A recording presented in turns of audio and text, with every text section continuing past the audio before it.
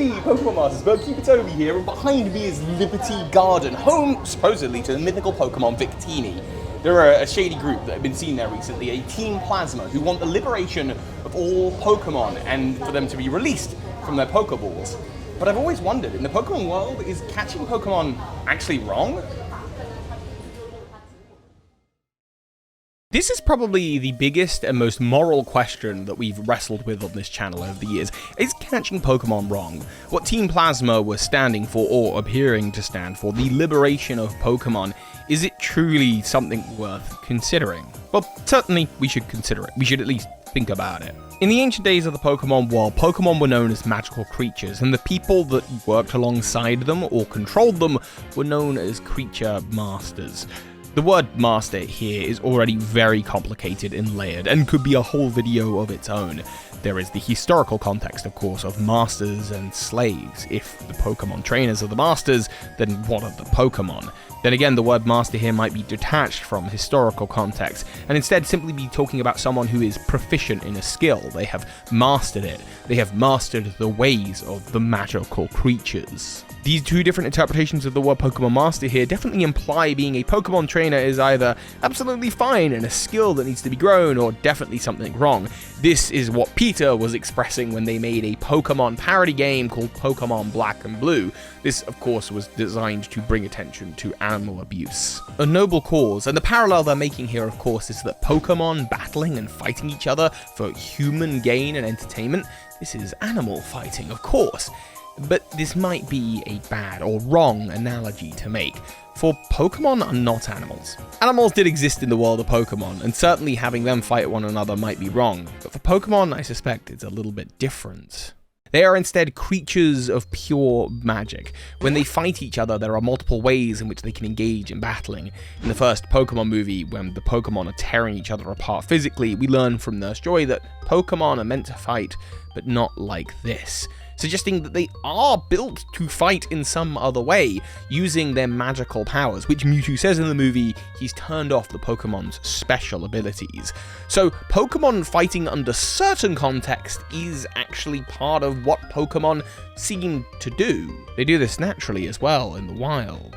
And not just the small critters that interact with each other in environments, but literally the gods of the Pokemon world. Dialga and Palkia tend to fight when they come into contact with one another. We must remember that Pokemon exist in a world where there is a confirmed canonical god Pokemon, Arceus, and Arceus seems to be chill with Pokemon battling. So battling Pokemon, at least in some context, seems to be absolutely fine in the Pokemon world. God is okay with it. I think the question that people are often asking when they're thinking about this topic, and that Peter is asking when they made their game, is, well, but what if Pokemon existed in our world? And that's not the question I'm asking today. I'm more going to focus on the lore, because this is a Pokemon lore channel. So from the perspective of Pokemon trainers, who are magic creature wielding, and again, we're going to be charitable here and assume that when they're talking about being a Pokemon master, they're talking about mastery of training Pokemon, mastery of a skill, not mastery and dominion over those Pokemon. Not to say that that doesn't happen in the Pokemon world. Evil organizations certainly do try to catch Pokemon in unconventional ways and bend them to their will to do things that they clearly don't want to do. But your average general run-of-the-mill Pokemon trainer who's out there with their buddy Bulbasaur, is that Bulbasaur really their buddy? Well, the Pokédex says in episode 1 of the Pokemon animated series, while Pokemon tend to be jealous of human-trained Pokemon. Now, of course, we do have to take this with a grain of salt. After all, the Pokédex was written by people. This is using a human interpretation and understanding. Though later on in the Pokemon series, Rotom does enter the Pokédex. Rotom being a Pokemon that is able to communicate quite directly with people through this Pokédex format, and while we don't know anything about this specific claim, whether it changes its mind about wild Pokemon being jealous of human-trained Pokemon, I can't imagine it would be happy sticking around in the Pokédex and working alongside Pokemon trainers, because it's not caught in a Pokeball mind. If Pokemon generally had a problem with it. Pokemon do have the ability to very directly and in human language communicate with humans in the Pokemon world. So what do Pokemon get out of a relationship with human trainers? Because it's clear what the humans get. Humans are able to advance their social status by becoming powerful Pokemon trainers. In addition, they're able to deal with great obstacles, whether that's literal obstacles to allow them to traverse the world, or use the Pokemon's superpowers to help them in building buildings, cities, or advancing technology, or whether it's even in defending the planet that all people and Pokemon share against creatures from other dimensions like Ultra Beasts. No, what does the Pokemon get out of it? And the clear thing here is probably evolution. Pokemon in the wild don't tend to evolve. It's very common to find Magikarp everywhere, but not quite as common to find Gyarados. You find Pidgey in many of the roots of the Pokemon world, but Pidgeot not so much. Pokemon in the Pokemon world level up and evolve through battling, and while they do this in the wild, they're more likely to battle a wider variety and more frequently if they're under the control of a human-trained Pokemon. This might be where the notion that you need to weaken a Pokemon before capturing it comes from. We sort of see this in the battle in the animated series where Ash takes on Trico. Trico wants to be caught by Ash, but it doesn't want to be caught by Ash if Ash isn't going to earn the right to do so. And so Ash has to do so by having a Pokemon battle with it. And again, I want to note here that this isn't a battle in the same way that we're talking about a punch-up or physical dominion over another creature. This is a magic battle. These are magic creatures using their magic powers to magically fight one another. That quote in the Pokemon movie of the idea of their Pokemon's special abilities being turned off implies that there is a wrong way to do a Pokemon battle, something that's just abhorrent and doesn't happen that often. But Pokemon channel the various elemental types to do magic battle and to clash up against the magical defenses or special defenses or speeds or HP of other Pokemon.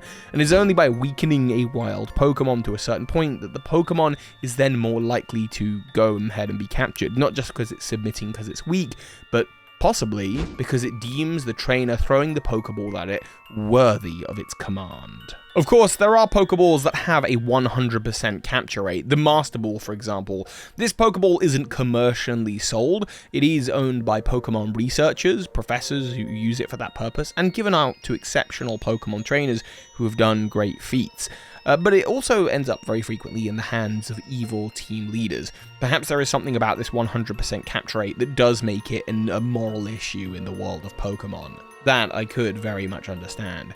But still, Pokemon are able to release themselves from their trainer's control. We see in the animated series Grookey break its own Pokeball to escape the evil Team Rocket, who clearly don't care about this Pokemon as much as another trainer might. So Pokemon have the ability to leave their trainers pretty much at any point, which begs the question, why don't they? Why even have a Pokeball?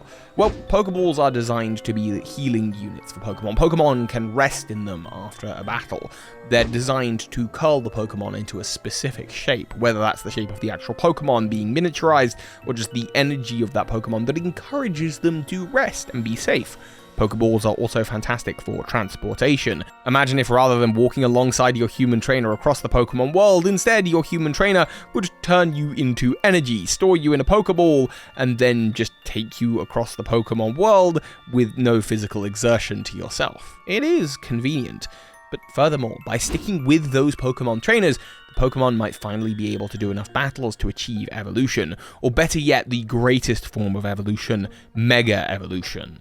Mega Evolution is only achievable between a Pokemon trainer and a Pokemon that have a particularly strong bond as well as the relevant keystones. This bond is integral to the Pokemon transforming into this state. This may be the end goal for a Pokemon. Then again, maybe not. Mega Evolution does have a lot of Pokédex entries talking about how the transformation process is painful for Pokemon, overflowing with this incredible life energy, this aura that's within them. We know that aura is a big component in actually catching Pokemon, and again, I'm going to leave that to my video on how Pokeballs actually work and the history of Pokeballs, because I think that's more relevant there. But in terms of how it feels for the Pokemon, not good to transform to that state. So perhaps this is human technology once again pushing evolution a little bit too far, not understanding the Pokemon's need. There needs to be a correct balance between evolving a Pokemon as far as it can go naturally, and not exceeding that. Humans in the Pokemon world are not immune from making bad choices and immoral decisions. This is where teams like Team Snag'em and Team Rocket create shadow Pokemon. They try to push the Pokemon incredibly far, but not through love and care, instead through just sheer force of will. This often causes the Pokemon to close its heart off to the trainer and become a shadow Pokemon.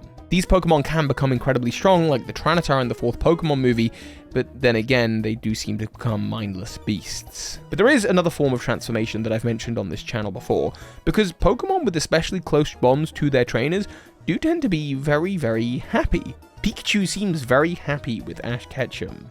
And sure enough, much as there are Shadow Pokemon, or Dark Pokemon as they're known in the TCG, there are also Light Pokemon.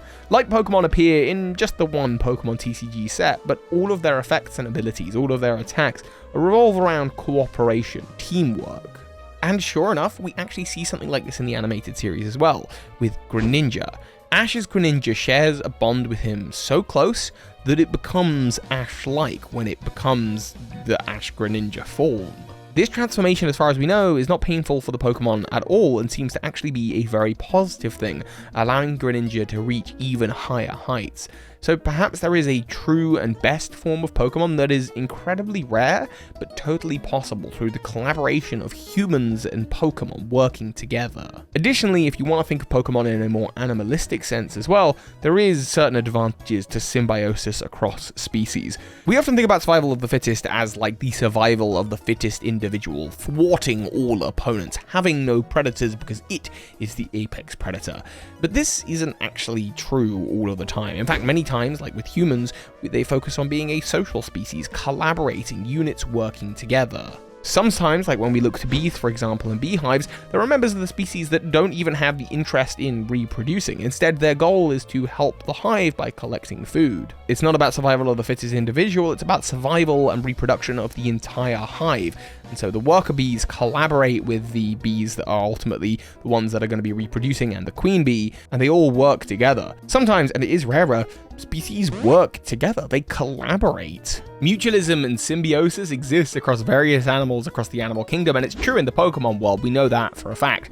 You see how Remoraid works with Mantike to help the Mantike evolve into Mantine, and perhaps by being able to defend the Remoraid, then the Mantine can evolve and transform into the Octillery. Pokédex entries talk about how Crocodile and Flygon hunt together and share the bounty of that hunt. And in the much grander scheme of things, we know that Pokemon exists in a world, in a universe, where there are extraterrestrial threats. Ultra Beasts from other dimensions who can literally destroy reality or consume the light from the sun. So it may be that in the version of the Pokemon universe that we see in the animated series and the games, it's one where people and Pokemon have learned to work together for the benefit of that reality. It seems likely that in universes where people and Pokemon did not learn to work together and where they didn't enjoy that relationship, those universes were wiped out by the Ultra Beasts, the Lovecraftian nightmares from the Ultra Dimensions. And to allow for that to happen, well, that would be wrong. So is catching Pokemon wrong? If Pokemon existed in the real world, in our human world, then almost definitely so. I'd love to see a video on that topic. But within the lore of the Pokemon world, within the confines of the reality that they have, the canonicity of the life force of Pokemon as magical creatures to be wielded by masters of that magical energy. A universe where a god canonically exists and takes the form of a Pokemon and seems perfectly happy with Pokemon and people working together in this way. A universe in which if people and Pokemon don't work together, it may be under threat by creatures from the other side of the cosmos. And one in which Pokemon themselves are able to grow and expand their range of different abilities, powers, and strengths by evolving, by battling alongside human trainers. I think in this world, in this reality, I think catching Pokemon is probably fine. And Team Plasma almost definitely didn't have a leg to stand on.